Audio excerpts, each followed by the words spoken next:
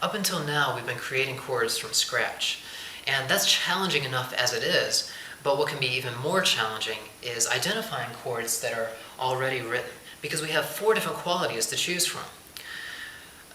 Eventually you'll be able to do it just very quickly, but at the beginning the easiest way to do it is to compare it to something that you already know.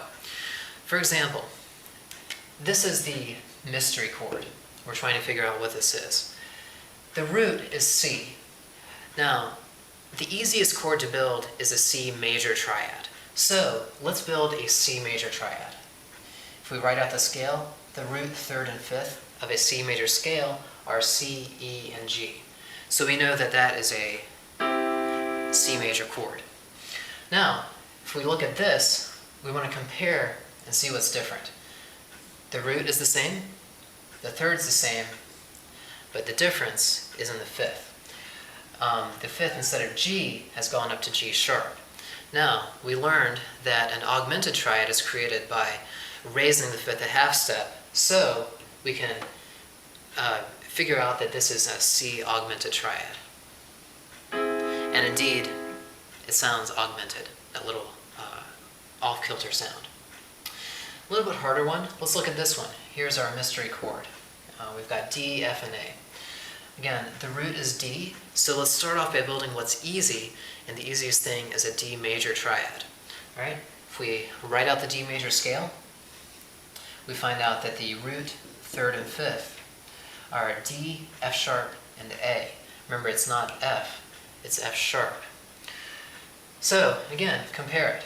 We've got D the same, but the third is different, and the fifth is the same. So, remember we learned that if you lower the third by a half step from a major triad, then it becomes minor. So, we can figure out that this is a D minor triad. And indeed, it does sound a little bit minor, in a kind of darker, sad quality. A little bit harder one, let's look at this one. We've got a mystery chord, D flat, F flat, and A double flat. Okay. Again, the easiest thing to do is start off and write a D flat major triad.